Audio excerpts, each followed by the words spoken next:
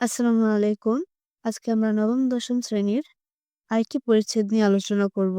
আজকের আলোচ্য বিষয় হচ্ছে স্বরধ্বনি। তো স্বরধ্বনি কাকে বলে বা ধ্বনি কাকে বলে এ সম্পর্কে পূর্বের ভিডিওগুলোতে আলোচনা করা রয়েছে। তো আজ শুরু করা যাক। উচ্চারণের সময় জিভের উচ্চতা অনুযায়ী জিভের পশ্চাৎ, সম্মুখ অবস্থান অনুযায়ী কি হয়? স্বরধ্বনিকে কয়েকটি ভাগে ভাগ করা হয়েছে। অর্থাৎ আম স্বরধ্বনির উচ্চারণের স্থানকে কয়েকটি ভাগে ভাগ করা হয়েছে। ঠোঁটের উন্মুক্তি অনুযায়ীও ভাগ করা হয়েছে। এখানে কয়েকটি ভাগ সম্পর্কে দেওয়া আছে। জিভের উচ্চতা অনুযায়ী ভাগ করা হয়েছে, জিভের অবস্থান অনুযায়ী আর ঠোঁটের উন্মুক্তি। জিভের উচ্চতা কি? জিভ কতটা উপরে ওঠে, নিচে ওঠে নিয়ে জিভের অবস্থান সামনের দিকে নাকি মধ্যভাগে না পশ্চাতে, পেছনে? আর ঠোঁটের উন্মুক্তি ঠোঁট কতটুকু খোলা বা আবৃত থাকবে সেই অনুযায়ী। জিভের উচ্চতা উচ্চ, উচ্চ মধ্য, নিম্ন মধ্য, নিম্ন। আর জিভের অবস্থান অনুযায়ী ৩ ভাগে ভাগ করা হয়েছে। সম্মুখ, মধ্য, পশ্চাৎ। আর উন্মুক্তি, ঠোঁটের উন্মুক্তি অনুযায়ী ভাগ করা হয়েছিল সংবৃত, অর্ধসংবৃত, অর্ধবিবৃত, বিবৃত। উচ্চারণের সময় জিভ কতটা উপরে ওঠে বা কতটা নিচে নামে সেই অনুযায়ী স্বরধ্বনিকে ৪ ভাগে ভাগ করা হয়েছে। অর্থাৎ আমাদের জিভের যে অবস্থাটা কতটুকু উপরে ওঠে, কিছু, কিছু বর্ণের ক্ষেত্রে তালুতে স্পর্শ করে, কখনো তালুকে স্পর্শ করে না, কখনো একদম নিচে থাকে। সে অনুযায়ী আমাদের স্বরধ্বনিকে ৪ টি ভাগে ভাগ করা হয়েছে। উচ্চ স্বরধ্বনি, মধ্য স্বরধ্বনি, নিম্ন স্বরধ্বনি আর নিম্ন মধ্য স্বরধ্বনি। এই ৪ টি আমরা দেখে নিব একটু। এরপর আছে উচ্চ স্বরধ্বনি উচ্চারণের সময় জিভ উপরে ওঠে, নিম্ন স্বরধ্বনি উচ্চারণের সময় জিভ নিচে নামে। জিভের সম্মুখ, পশ্চাৎ অবস্থান অনুযায়ী স্বরধ্বনিকে ৩ ভাগে ভাগ করা হয়েছে। সেগুলো কি, কি? সম্মুখ স্বরধ্বনি, মধ্য স্বরধ্বনি, পশ্চাৎ স্বরধ্বনি। সম্মুখ কি? জিভ যখন সামনে আসে সেটাকে বলবো আমরা সম্মুখ স্বরধ্বনি। আর কখনো জিভ পিছনের দিকে অবস্থান নেয় সেটা হলো পশ্চাৎ, এবং মাঝ বরাবর যখন থাকে সেটা হলো আমাদের মধ্য স্বরধ্বনি। সম্মুখ স্বরধ্বনির বেলায় জিভ সামনের দিকে উঁচু হয় বা নিচু হয়। পশ্চাৎ স্বরধ্বনির বেলায় জিভ পেছনের দিকে উঁচু হয় বা নিচু হয়। স্বরধ্বনি উচ্চারণের সময় ঠোঁট কতটুকু খোলা বা বন্ধ থাকে, আর কি পরিমাণ উন্মুক্ত থাকে তার উপর ভিত্তি করে স্বরধ্বনিকে ৪ ভাগে ভাগ করা হয়েছে। সংবৃত, অর্ধসংবৃত, অর্ধবিবৃত, বিবৃত। সংবৃত কি? সংবৃত মানে হচ্ছে বন্ধ থাকা বা ঢাকা। অর্থাৎ যে স্বরধ্বনির খোলার উচ্চারণের সময় আমাদের মুখ অনেক বেশি, তুলনামূলক বেশি বন্ধ থাকে, তো সেগুলোকে বলা হয় সংবৃত স্বরধ্বনি। অর্ধসংবৃত কি? যে একেবারে বেশি অতিরিক্ত মানে বন্ধ থাকা থেকে একটু সামান্য খোলা থাকে সেটা হলো সংবৃত। যেমন এ, ও। এবং অর্ধবিবৃত কি? যেটার সময় আমাদের ঠোঁট মাঝারি, মাঝারি আকারে খোলা থাকে। ওইটাকে বলা হয় অর্ধবিবৃত স্বরধ্বনি।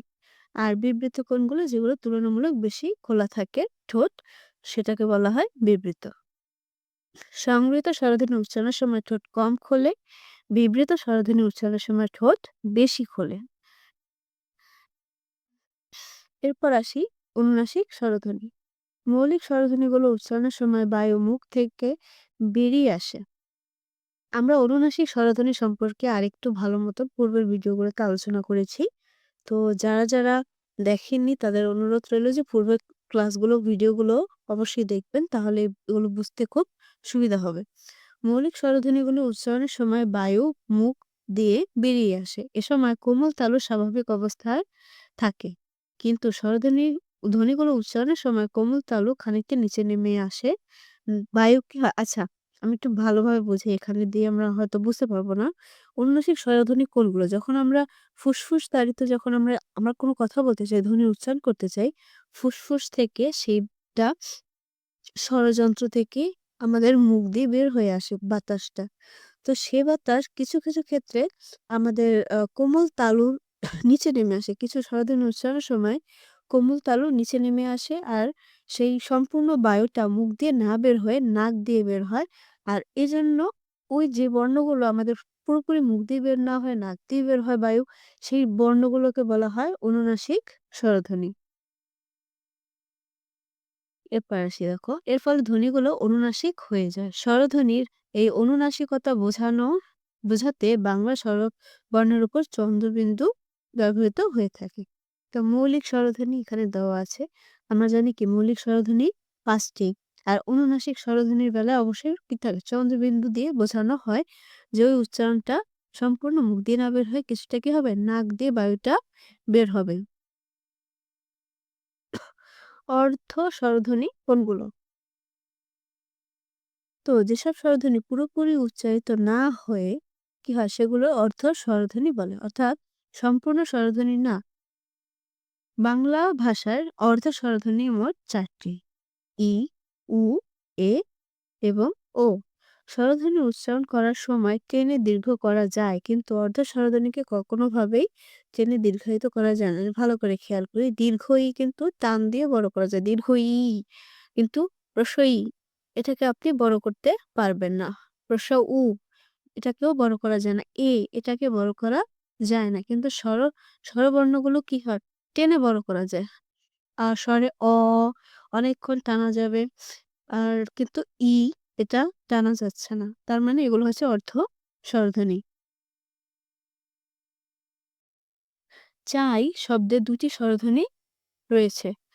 আ এবং ই। এখানে হলো কি পূর্ণ স্বরধ্বনি। কারণ আপনি চাইলেই বড় করতে পারবেন। কিন্তু ই, কিন্তু বড় করা যাচ্ছে না। এটা হচ্ছে অর্ধ স্বরধ্বনি। এবার দেখি দ্বি-স্বর, দ্বি-স্বরধ্বনি কি? দ্বি-স্বরধ্বনি মানে বোঝা যায় যে ২। বারবার মানে বড় করে উচ্চারণ হবে এরকম কিছু। দেখি পূর্ণ স্বরধ্বনি, অর্ধ স্বরধ্বনি একত্রে উচ্চারণ করলে তাকে কি বলে? দ্বি-স্বরধ্বনি হয়। পূর্ণ স্বরধ্বনি ও অর্ধ স্বরধ্বনি একত্রে উচ্চারিত হলে দ্বি-স্বরধ্বনি হয়। যেমন লাউ। এখানে দেখি লা, এখানে আছে, তারপরে তাহলে লাউ শব্দের পূর্ণ স্বরধ্বনি এবং হচ্ছে কি অর্ধ স্বরধ্বনি। এই দুটি যখন একত্রিত হয়েছে তখন তাকে বলবো দ্বি-স্বরধ্বনি। এখানে আরো কিছু উদাহরণ আছে। আশা করি বুঝতে পেরেছি আমরা। তো দ্বি-স্বরধ্বনি আমরা কিভাবে মনে রাখবো? আমরা জাস্ট মনে রাখবো যে অর্ধ স্বরধ্বনি কোনগুলো। অর্ধ স্বরধ্বনি যদি মনে রাখি তাহলে দ্বি-স্বরধ্বনি পারবো। যেগুলো অর্ধ স্বরধ্বনি আর সেগুলো বাদে যেগুলো আছে সেগুলো অবশ্যই কি পূর্ণ স্বরধ্বনি। তো অর্ধ স্বরধ্বনি আর পূর্ণ স্বরধ্বনি যখন মিলিত হবে তখন হবে দ্বি-স্বরধ্বনি। বাংলা বর্ণমালায় ২ টি স্বরধ্বনির জন্য আলাদা বর্ণ নির্ধারিত আছে। যেমন কি আছে? ওই এবং ঔ। ওই এর মধ্যে ২ টি স্বরধ্বনি, ২ টি ধ্বনি রয়েছে। কি? একটি পূর্ণ স্বরধ্বনি, আরেকটি অর্ধ স্বরধ্বনি। ওই, ১ম এ ও, তারপরে ই। ওই। একইভাবে ওই এর কাছে রয়েছে কি? এর মধ্যেও রয়েছে কি? অ এবং উ। ঔ।